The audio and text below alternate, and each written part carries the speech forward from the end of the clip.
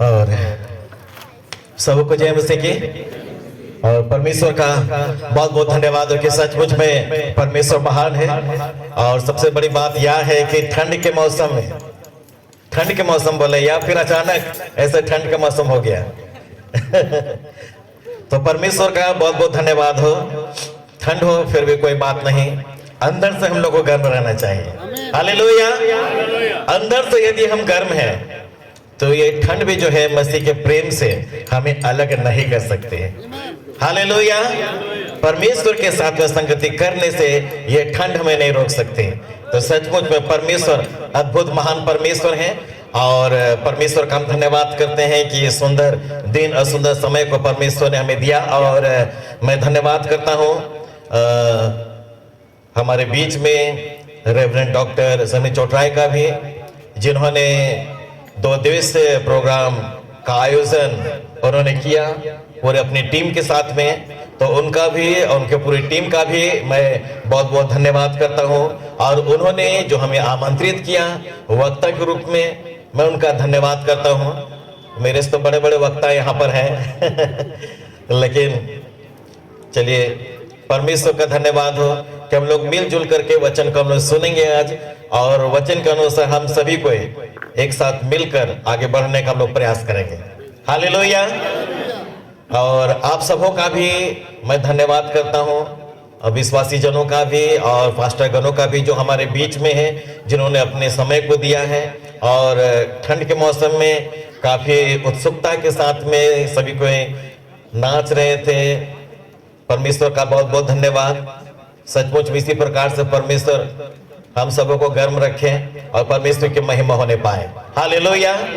और कोयर दलों का भी बहुत बहुत धन्यवाद हो, बहुत अच्छे तरीके से बजा रहे थे, गा रहे थे और स्तुति भजन करा रहे थे, उनका भी बहुत बहुत धन्यवाद। काफी दूर से आए हैं छत्तीसगढ़ से और मैं भाइयों से मिला हूँ, बहुत उत्सुकता के साथ में परमेश्वर की आराधना करते हैं और परमेश्वर की हुजूरी रहती है। तो परमेश्वर पिता का बहुत बहुत धन्यवाद और उनका ही बहुत बहुत धन्यवाद। तो फिर से चलिए सबों का बहुत बहुत धन्यवाद। एक बार जोरदार ताली बजा दे परमेश्वर के लिए। Hallelujah, hallelujah. तो आज जैसा हम देख रहे हैं इफिसी 5 उसका 14 में, क्योंकि जब इस बैनर को बनाया गया तो फास्टर जी ने इस वचन को उन्होंने यहाँ पर इंक्लूड किया। उन्होंने लिखा, इस कारण वो कहता है, हे सोने वाले जाग और मुर्दों में से जी उठ, तो मसीह की ज्योति तुझ पर चमकेगी। Hallelujah, hallelujah. हे सोने वाले जाग और मुर्दों में से जी उठ, तो मसीह की ज्योति तुझ पर चमकेगी। हालेलुया। इसको यदि हम देखें तो 2 भाग हम लोग कर करके देख सकते हैं। हे सोने वाले जाग, नंबर 1, हे सोने वाले जाग तो मसीह की ज्योति तुझ पर चमकेगी। हालेलुया। दूसरा यहां कि हे मुर्दों में से जी उठ, तो मसीह की ज्योति तुझ पर चमकेगी। ये 2 भाग यदि करके हम देखें तो हमारे लिए बहुत ही बेहतर होगा। हालेलुया। कोई तो सोने वाले हैं जिसे जागने की आवश्यकता है और कोई तो ऐसे हैं जो कि मुर्दे हो चुके हैं और उसे जी उठने की आवश्यकता है। हालेलुया। कोई तो है जो आत्मिक रीति से सोए हुए हैं जिसे जागने की आवश्यकता है और कोई तो ऐसे हैं जो आत्मिक रीति से जिनकी मृत्यु हो गई है उसे जी उठने की आवश्यकता है। हालेलुया। तो नंबर 1 में आज हम लोग देखेंगे कि हे सोने वाले जाग तो मसीह की ज्योति तुझ पर चमकेगी। हालेलुया।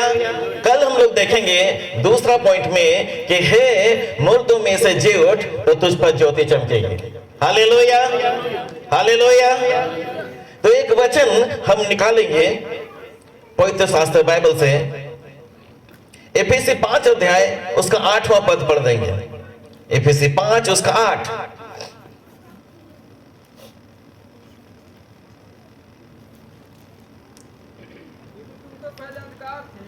क्योंकि तुम तो पहले अंधकार थे,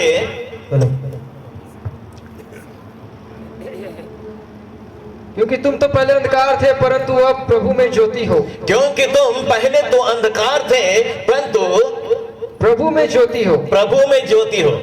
अतः ज्योति के संतान अतः ज्योति के संतान के समान चलो। के समान चलो। हालेलुया।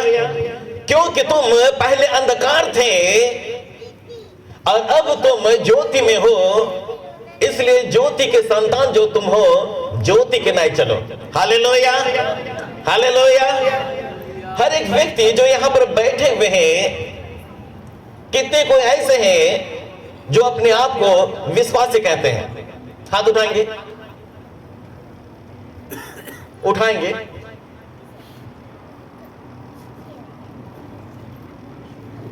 हाथ उठ रहा है, नहीं उठ रहा है, यहां तक उठता है, कभी यहां तक, पूरा उठाएंगे।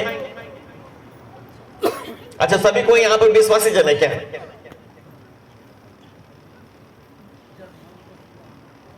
Hallelujah, hallelujah.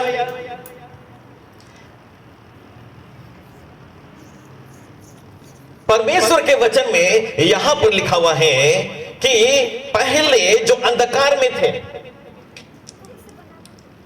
और अब वह ज्योति में आ चुके हैं, वह ज्योति के संतान यदि हो चुके हैं, तो ज्योति के नाई चले। हालेलुया। और यदि अंधकार से, अर्थात ये कि हम यीशु नासरी को नहीं जानते थे कि वह कौन है, वो क्यों आया, किसके लिए आया, हम नहीं जानते थे। लेकिन जब हम उसे जानने लगे कि वह क्यों आया, किस लिए आया, तब जाकर जो है हमने उसे अपना उद्धारकर्ता करके ग्रहण किया। हालेलुया। अपना उद्धारकर्ता करके उसे हमने ग्रहण किया। और उसके बाद जो है आज अपने आप को हम ये कहते हैं कि हम मसीही हैं, हम विश्वासी हैं, हम एक बिलीवर हैं। ऐसा जो है हम जहां भी जाते हैं अपना परिचय हम देते हैं। हम ऐसा देते हैं क्या कि हम ईसाई हैं? हाँ, कोई है जो कि ईसाई है कहते हैं, कोई है जो ये कहते हैं कि हम विश्वासी हैं। हालेलुया। लेकिन सभी जो है वह यीशु के पीछे चलने वाले हैं। एक अच्छी बात है। और हर एक व्यक्ति जो है अपने विषय में जानते हैं कि वो किस जगह में थे और किस जगह से वह मसीह हमें उस अंधकार में से ज्योति में लाया, जो स्वयं ज्योति है। हालेलुया। और जब वह ज्योति में लाया तो वह जानता है कि जैसा मैं ज्योति हूं और जिस प्रकार से उस पृथ्वी पर रहते हुए आदर्श के रूप में मैं रहा और जिस प्रकार से अपने जीवन को मैं चलाया, उसी प्रकार से हर एक व्यक्ति को अपने जीवन को चलाना चाहिए। Hallelujah, hallelujah. यीशु को ये बात मालूम था कि मैं ज्योति हूं और ज्योति की संतान हूं। Hallelujah, hallelujah. वह भी तो मनुष्य के रूप में आया ना। हमारा परमेश्वर ज्योति है या नहीं? हालेलुया। वो परमेश्वर में से निकल करके आया, परमेश्वर के इकलौते पुत्र जो कि खुद भी ज्योति है और वह खुद भी ज्योति में चला। अर्थात ये कि परमेश्वर के दृष्टि में जो ठीक है वही काम उन्होंने किया। हालेलुया। इसलिए ये कहा जा सकता है कि वह ज्योति का परमेश्वर जिसका नाम प्रभु यीशु मसीह है, वह खुद भी ज्योति में चला। हालेलुया। अर्थात ये है कि परमेश्वर के दृष्टि जो ठीक है वही काम उन्होंने किया। हालेलुया। और हमारे बीच में एक आदर्श के रूप में दे गया कि जैसा मैं पृथ्वी पर रहते हुए चला हूं, उसी प्रकार से तुम्हें अपने जीवन को चलाना होगा। हालेलुया। और आज हम जानते हैं कि अंधकार में से हम ज्योति में आ चुके हैं, ज्योति के संतान बन चुके हैं, तो ज्योति में ही हम चलें। Hallelujah, hallelujah. तो आज जो है हम ये देखने जा रहे हैं कि जो सोने वाले हैं वो जाग जाएं। हालेलुया। नंबर 1, हे सोने वाले जाग, तो मसीह की ज्योति तुझ पर चमकेगी। नंबर 1, हे सोने वाले जाग, तो मसीह की ज्योति तुझ पर चमकेगी। हालेलुया। हम ये देखेंगे कि सोया हुआ कौन है जिसे जागने की आवश्यकता है। सोया हुआ कौन है जिसे जागने की आवश्यकता है। अब इसके अंदर जो हम लोग देखेंगे, नंबर 1, एक व्यक्ति यदि प्रार्थना नहीं करता तो वह सोया हुआ है। ज्यादा बड़ी बड़ी बातों को मैं नहीं बताऊंगा। हालेलुया। आप यदि ये सोच रहे हैं कि मैं ज्यादा बड़ी बड़ी बातों को बताऊंगा, तो वो बातें मैं नहीं बताने वाला हूं। लेकिन मैं जो बताने वाला हूं बहुत छोटा छोटा बात है, उसे मैं बताने वाला हूं। हालेलुया। नंबर 1, एक व्यक्ति यदि प्रार्थना नहीं करता तो वो सोया हुआ है। जबकि परमेश्वर को मालूम है कि हर एक व्यक्ति को प्रार्थना करना चाहिए प्रतिदिन। हालेलुया।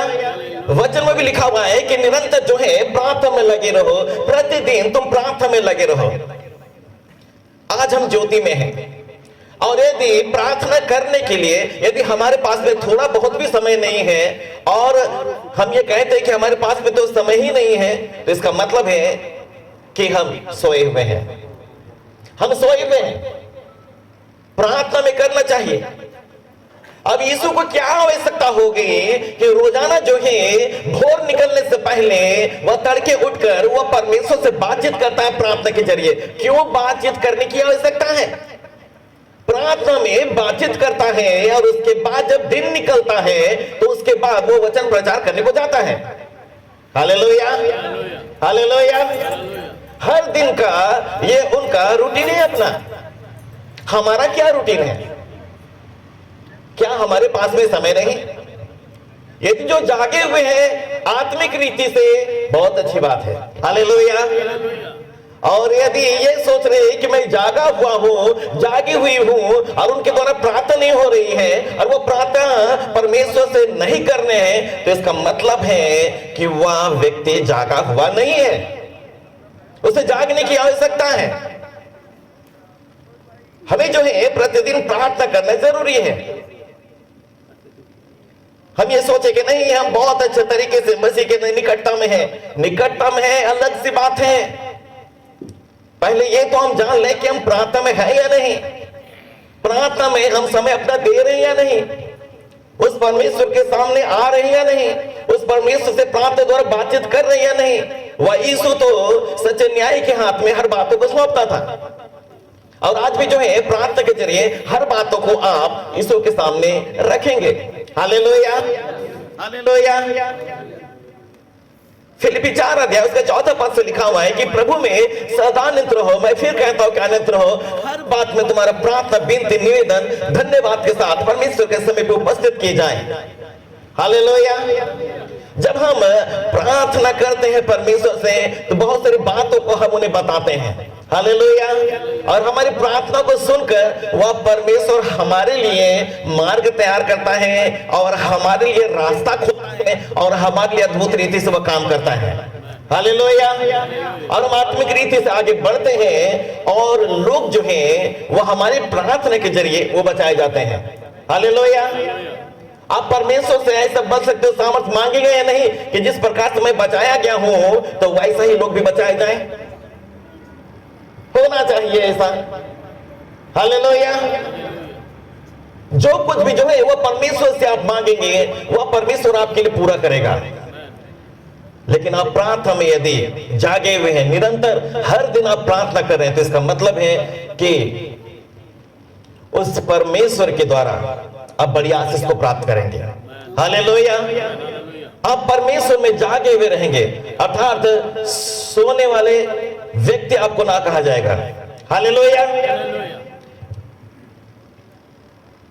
क्योंकि एग्जाम्पल के तौर पर देखिए यीशु के विषय में जो मैं बता रहा था, मरकुस रचित सुसमाचार 1 अध्याय उसका 35 पद।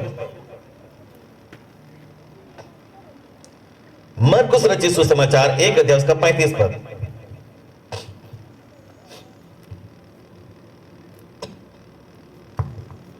भोर को दिन निकलने से भोर के दिन निकलने से पहले वह उठकर निकला और एक जंगली स्थान में गया और वहां प्रार्थना करने लगा। हालेलुया। इसी वचन को मैं अभी थोड़ी देर पहले बता रहा था, जो वचन में लिखा हुआ है मरकुस 1 उसका 35 में कि वह भोर निकलने से पहले वह एक जंगली स्थान में गया और प्रार्थना करने लगा। जब यीशु प्रार्थना करता था तो हमें भी प्रार्थना करना चाहिए। Hallelujah, hallelujah. दूसरा पॉइंट, एक व्यक्ति यदि वचन नहीं पढ़ता अर्थात बाइबल नहीं पढ़ता तो वह सोया हुआ है। एक व्यक्ति यदि बाइबल नहीं पढ़ता या फिर परमेश्वर का वचन नहीं पढ़ता तो इसका मतलब है कि वह सोया हुआ है। उसे जागने की आवश्यकता है। कितने कोई है जो पवित्र शास्त्र बाइबल को पढ़ते हैं हर दिन। यह